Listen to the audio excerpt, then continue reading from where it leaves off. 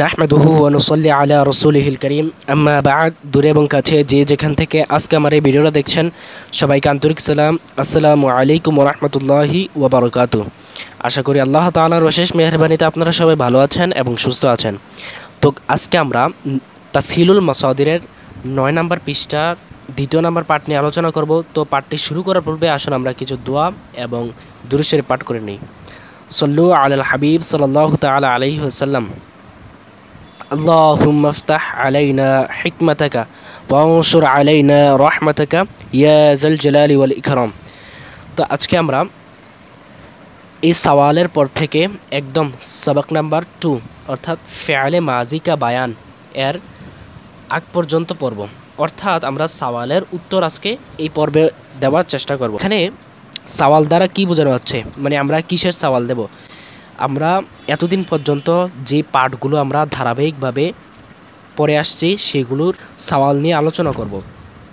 তো আমরা যদি একটু লক্ষ্য করি তাহলে দেখতে পাবো প্রথম নাম্বার সওয়ালের মধ্যে দেওয়া রয়েছে গর্দন মজদার হে ইয়া নেহি, আগার নেহি তো কিউ। প্রশ্ন করতেছে গর্দন মজদার হে, বলতেছে গর্দন গর্দন যে শব্দটা রয়েছে এই শব্দটা কি মজদার ইয়া নেহি, এটা মজদার নাকি না। এই গর্দান শব্দটা এটা কি মাজদার নাকি না। আগার নেহি তো কিউ, যদি না হয় মানে আমাদের উত্তরটা যদি না হয় এটা মাজদার নয়, তাহলে কেন নয়।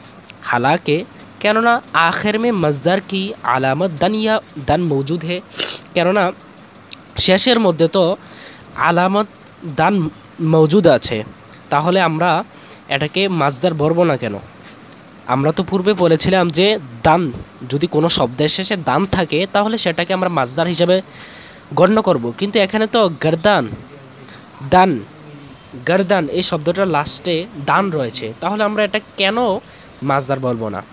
তো আমরা যদি একটু খেয়াল করি আমরা ওই পর্বে অর্থাৎ যেসব মাজদার কা বায়ান ফার্সিতে যে মাজদার কা বায়ান আলোচনা করেছিলাম, যে মাজদার আলোচনা করেছিলাম ওই পর্বের মধ্যে ওই ক্লাসের মধ্যে কিন্তু আমি স্পষ্টভাবে বলে দিয়েছি গর্দান দান ইয়া তান এই দুটা শব্দ, দান ইয়া তান এই দুটা জিনিস কিন্তু দ্বিতীয় পর্যায়ে। আগে আমাদেরকে খেয়াল করতে হবে গার্দান থেকে অর্থাৎ কোনো মাজদার থেকে অন্য আর কোনো শব্দ বাইর হচ্ছে কিনা, কারণ প্রথম নাম্বার আলামত একটা শব্দ মাজদার হতে হলে প্রথম নাম্বার আলামত হলো সেটা থেকে অন্য আরও শব্দ বাহির হতে হবে। যদি বাহির না হয় তাহলে সেটা মাজদার হতে পারবে না। তারপরে দ্বিতীয় নাম্বার স্টেপে দানিয়া তান থাকতে হবে কিনা। তারপরে বলছে যদি নেহি তো কেউ, কেননা হালাকে আখের শেষের মধ্যে তো দান মজুদ হে, তাহলে আমরা এটার উত্তর দেব, আমরা এটার উত্তর এভাবে দিতে পারি गर्दन मजदर नहीं क्योंकि गर्दन से दूसरे लफ्ज नहीं निकलते हैं। আমরা শুধু এতটুকু উত্তর দেব। তারপরে রয়েছে দ্বিতীয় নম্বর উত্তরের মধ্যে রয়েছে গুফত মে तमाम সিগো কি আলামত মিলাও।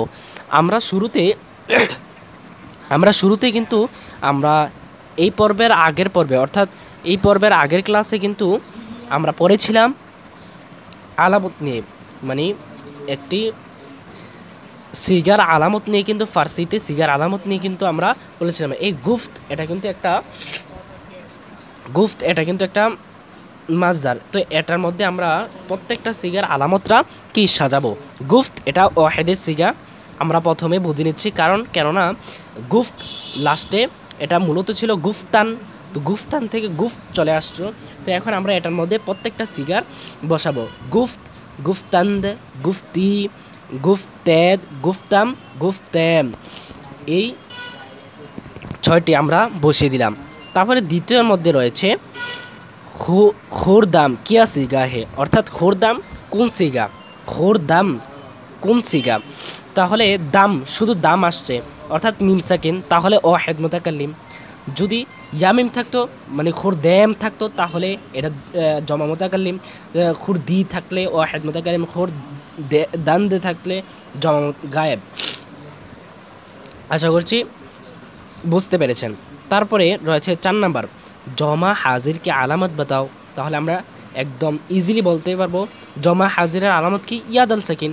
তারপরে রয়েছে 5 নম্বরে জমা মুতাকাল্লিম কা সিগা বানাও, মানে গুফ দিয়ে, গুফত এই শব্দটা দিয়ে আমরা জমা মুতাকাল্লিমের সিগা বানাবো। তো তারপর রয়েছে 6 নম্বরে আমাদের কি রয়েছে, 6 নম্বরে রয়েছে খুরদান্দ কিয়া সিগা হে, অর্থাৎ খুরদান্দ কি সিগা, আমরা নুন দাল সাকিন কিসের আলামত পড়েছিলাম, জমা গায়েবের আলামত পড়েছিলাম। তাহলে এটা কি উত্তর কি হবে, জমা গায়েব। শুধু সিম্পল, শুধু জমা গায়েব লিখলে আমাদের হয়ে যাবে। তারপরে রয়েছে গোয়াদ কি, গোয়াদ মে কোন সে আলামত হে, দাল সাকিন আলামত হে। তো আজকে এতটুকু পর্যন্ত, আগামীতে আরেকটি ভিডিওতে আসার আগ পর্যন্ত আপনারা সবাই ভালো থাকুন, সুস্থ থাকুন, আল্লাহ হাফেজ।